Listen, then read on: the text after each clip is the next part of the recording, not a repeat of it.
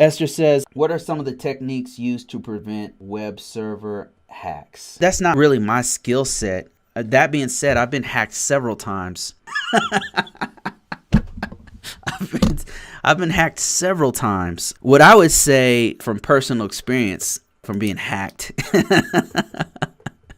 I know a little bit of something about this. Make sure you update Apache or whatever web service you're using. If you're using IIS, make sure it's always updated to the latest and greatest the vendor's recommended upgrade, right? So if it's Apache, if it's IIS, don't use legacy stuff and patch it immediately. If you're using something like WordPress, again, use the latest one. The way that hackers have gotten into my WordPress is because I didn't update the plugins. Yeah, I didn't update the plugins. AO is saying a web firewall. Yep, that works in a large or medium, large organizations. Web firewall works. AO, what web firewall would you recommend? And AO says web balancers like a F5 web balance, load balancers also work. A proxy, reverse proxies also work. There's a lot of different ways. Another thing I would say is on a web server, only use the principle of least functionality. What that means is only open ports that you need. Right. A lot of times organizations, what they do is they just they install it, they put it out there, develop some app out there for customers to sign their stuff up. And then the web server has 1,000 different ports open. You want to make sure that only the ports, protocols, and services that you need, the principle of least functionality, only use what you need, only allow users on the back end, only allow the administrators and users that need to go on the back end of that system. If they don't need it, kick them off. If the ports aren't needed, if the services aren't needed, get rid of it. Also do scans regularly on your web services. So if you are in a large organization, contact me directly. I might have something with the organization I work for that we might be able to help you on that. Esther says, explain the concept of least privilege and separation of duties. Oh, least privilege means only give users what they need to do their jobs. And then when you give them what they need to do their jobs, like of course you have to give them a user account, right? And a password, all that kind of stuff.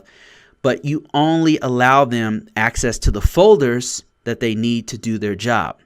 Now, you don't want to restrict them too much, because if you do, they can't do their job, obviously. Or you restrict them so much that it's hard for them to do their job. I'm not saying make it hard for them to do their job. I'm saying only give them access to what they actually need.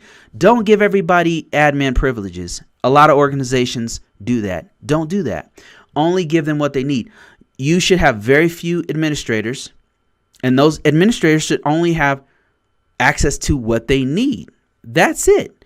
Separation of duties has to do with making sure that your system administrator, the guy who's maintaining the web server, is not the same person as the system security analyst who has to look at the logs. If they're the same person, then the system administrator could do something weird, awkward, or give themselves more privileges and then delete the logs and do whatever they want. So you want to have, at the very least, 2 different accounts that monitors those 2 different functions. One is a person who is doing the management of your web services, and another person or another organization, another unit, someone else who looks at the logs. That's separation of duties, so that one person can't get in there, do some stuff as an administrator, and then delete the logs and roll out, right? And then say, oh, somebody hacked our system. I wonder who it could be, and then you can't trace it because the logs are deleted. So yeah, that's separation of duties. That's a very important concept in the NIST 800, and it's also an important concept in the CIS, in the ISO 27001, which is an international standard.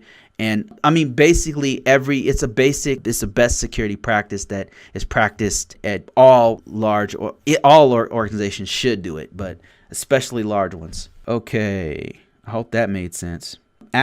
Alex says, just tuning in. I want to say thank you for what you do. Your content helped me to get a job as an information system security manager. Are you serious? Damn, that's great, man. Congrats, by the way. Congratulations. I'm always glad to help.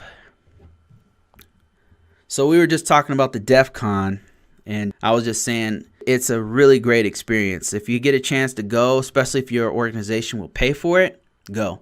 It's only like, really, I think it's only like $600 to get in. It's not very expensive to get into the DEF CON. When I went, it was like $300. It wasn't very expensive.